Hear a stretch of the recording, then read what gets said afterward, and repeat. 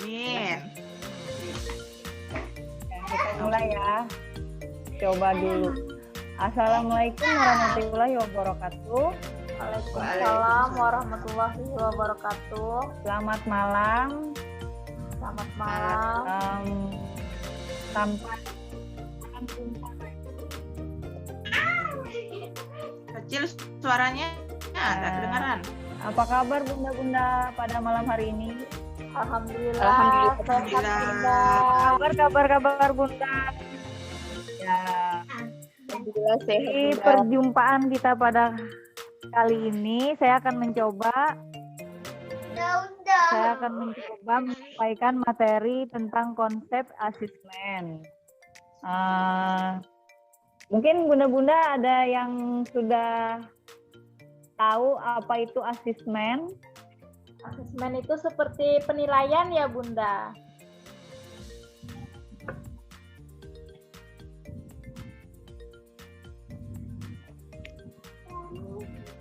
Seperti hasil karya. Mungkin gini ya, asesmen adalah suatu upaya untuk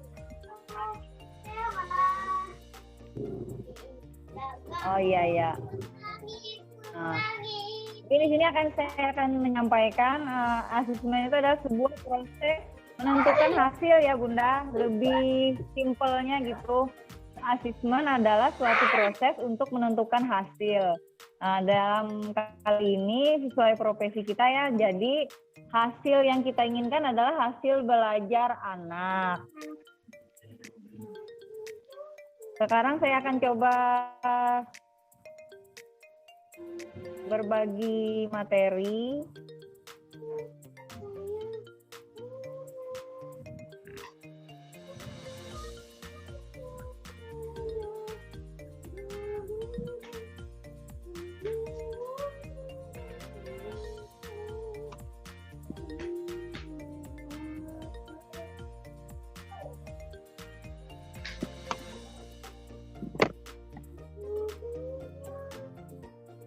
Bentar ya Bunda ya. Saya cari dulu filenya.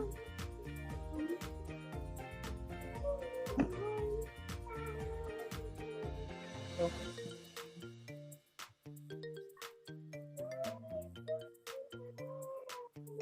Belok ya. Bisa terlihat Bunda? Kelihatan Bunda.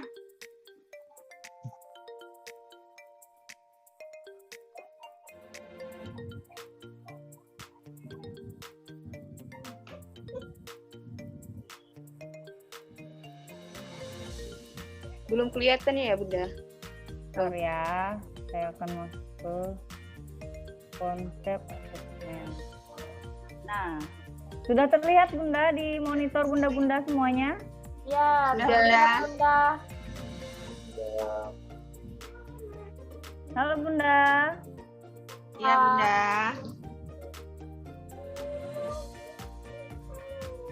Apakah terlihat slide yang saya tampilkan? Ya, Terlihat, terlihat Bunda. Bunda. Ya. Oke. Di sini tentang konsep asesmen. Menerapkan pola pikir pertumbuhan golden mindset dalam asesmen. Harapannya, asesmen bisa membangun kesadaran bahwa proses pencapaian tujuan pembelajaran lebih penting daripada hasil. Gitu, sampai sini mungkin bisa kita tarik kesimpulan bahwa asesmen itu membangun kesadaran untuk diri kita ya tentang tujuan pembelajaran, bahwa yang kita ingin capai itu adalah prosesnya, bukan dari hasilnya ya Bunda. Selanjutnya, sebagai guru kita mampu menerapkan prinsip pola pikir bertumbuh, yaitu growth mindset dalam asesmen sebagai berikut. Di sini ada 6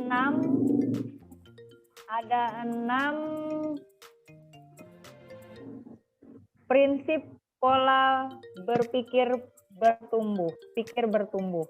Yang pertama, kesalahan dalam belajar itu wajar. Yang kedua, belajar bukan tentang kecepatan. Yang ketiga, ekspektasi guru yang positif. Yang keempat, setiap peserta didik itu unik. Yang kelima, lingkungan belajar. Yang keenam, pujian atau pesan atau umpan balik yang tepat. Nah, sampai sini,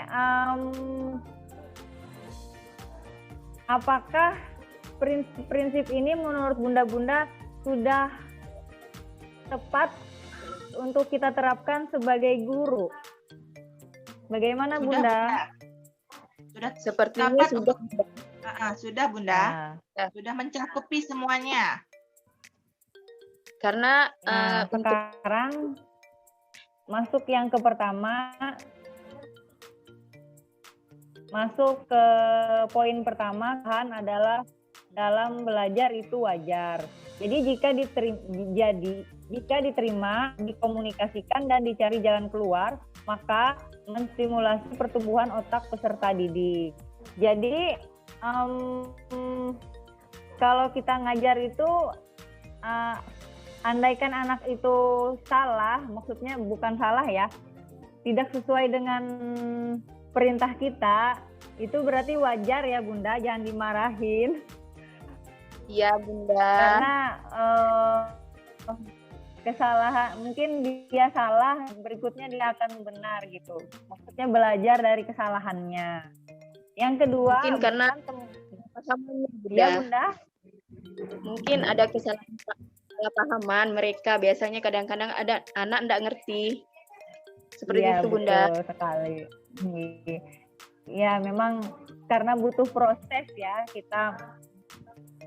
Mungkin yang pertama ini sudah jelas ya Bunda ya, yang poin pertama. Sudah Bunda. Ya, kita masuk ke poin yang kedua, belajar bukan tentang kecepatan. Artinya belajar itu bukan seperti lomba, bukan seperti kita misalkan lomba lari atau lomba yang gimana gitu ya, tetapi tentang kepahaman dan nalar penerapan kemampuan menilai dan berkarya yang dalam. Artinya di sini kita akan menumbuhkan kepada anak itu pemahamannya, penalarannya, penerapannya. Jadi kita bukan yang cepat menyelesaikan tugas itu yang paling baik, bukan, karena kita lebih kepada prosesnya. Gimana Bunda sepemahaman ya kita, atau ada yang boleh kasih contoh atau masukan untuk poin yang kedua? Pendapat aja Bunda. Sudah jelas Bunda, atau mau ada yang mau menambahkan? Yang kedua sudah jelas Bunda. Oh iya, berarti kita lanjut ke poin yang ketiga ya. Ya. Yang poin ketiga, ekspektasi guru yang positif. Di sini tentang kemampuan peserta didik akan sangat mempengaruhi performa peserta didik.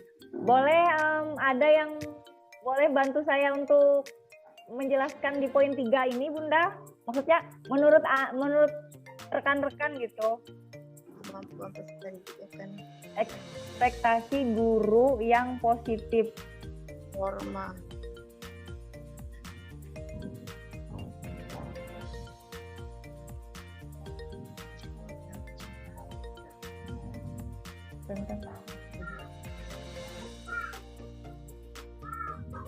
Ya, belum. Di sini ekspektasi guru yang positif tentang kemampuan peserta didik akan sangat mempengaruhi performa peserta didik. Gimana menurut bunda-bunda itu?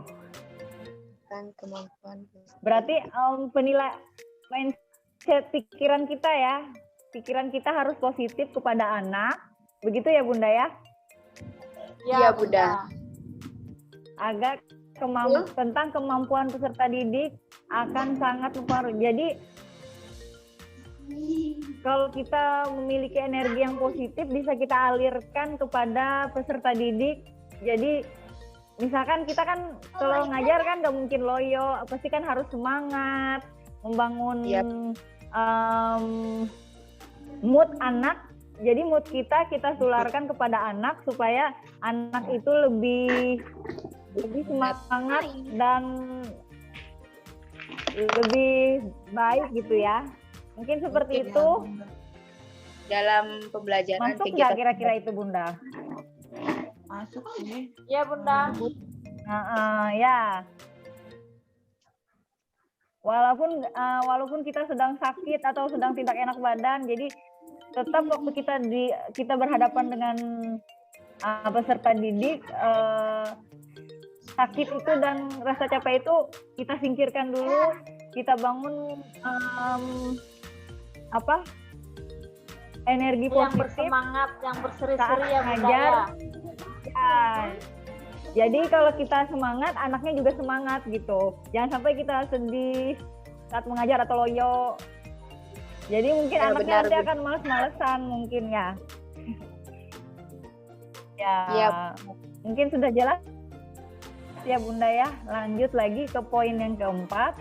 Setiap peserta didik itu unik. Jadi tidak ada istilahnya kita menilai anak itu negatif. Jadi kita menilai dari segi positifnya. Kita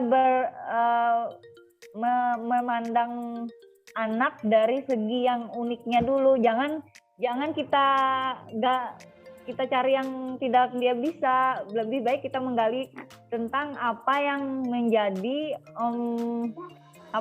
menjadi potensi dia yang kita gali. Mungkin ini ada juga yang saya pernah mendengar seperti itu Deddy Corbuzier. Jadi kan anak itu misalkan anak tidak suka matematika, jangan kita paksa dia untuk les matematika. Jadi misalkan anak suka menggambar, lebih baik kita arahkan dia ke hobinya tersebut. Mungkin seperti itu menurut saya Bunda. Gimana menurut Bunda? Masuk nggak kira-kira itu ya? Berarti gini ya Bunda ya, misalnya anaknya punya keterampilan khusus misalnya ya, atau dia itu hobinya berenang, jadi itu yang ditonjolkan gitu ya Bunda ya. Mungkin Ya betul sekali. penyaluran. Kadang kan saya kasih gambaran bahwa ada seorang anak dia di menulisnya mungkin dia kurang di motorik halusnya, tapi dia membacanya lebih dominan gitu. Jadi janganlah kita motorik kasarnya, janganlah kita menjatuhkan dia karena dia kurang di motoriknya, tapi dia lebih unggul di literasinya, di bahasanya gitu. Tapi jangan juga tetap kita latih kekurangannya, tapi kita lebih lagi kita pupuk yang segi yang menonjolnya begitu, Bunda-bunda ya. Masuk ke poin yang kelima. Lanjut ya Bunda, mungkin yang keempat sudah. Langsung kita yang kelima, lingkungan belajar fisik dan psikis di sekolah dan di rumah yang kondusif berpengaruh pada pencapaian hasil belajar yang optimal. Gimana, ada yang bisa bantu saya untuk menjelaskan ini dengan mungkin menurut Bunda-bunda gitu? Mungkin Bunda ya, belajar itu tidak apa ya istilahnya itu, tidak hanya untuk di sekolah aja belajar. Di lingkungan rumah pun harus ada dukungan dari orang tua supaya untuk mengajarkan anak-anaknya. Mungkin seperti itu Bunda. Oh iya, setuju sekali itu. Jadi mungkin di sini ya, lingkungan belajar itu dibangun yang di sekolah dan di rumah itu harus sejalan. harus satu tujuan mungkin ya. Iya. Ya, sehingga mencapai tujuan yang ingin kita capai itu lebih optimal. Jadi maksudnya kita dengan orang tua juga saling berkomunikasi, menciptakan lingkungan belajar itu agar agar sama serasi kondusif, sehingga prestasi anak itu lebih bisa optimal gitu Bunda ya. Ya Bunda. Setuju Bunda? Bunda. Ya. Lanjut ke poin ke-6, poin yang terakhir ya. Pujian atau pesan atau umpan balik yang tepat berpengaruh pada motivasi belajar peserta didik. Jadi mungkin ini untuk memberi semangat anak ya. Jadi ayo sudah baik, sudah bagus, ditingkatkan lagi. Sebetulnya pesan-pesan yang sebagai penyemangatnya untuk anak itu mungkin sangat perlu ya. Seperti misalkan dia reward ya Bunda. Iya, betul sekali Bunda. Biasanya di kelas juga kita seperti itu ya biasanya. Kalau anaknya baik dan bisa dengan memberi bintang atau kita memberi tepuk tangan atau kita kompak dengan anak. Mungkin itu lebih memotivasi belajar anak. Ya, betul itu Bunda. Ya, jadi kita mungkin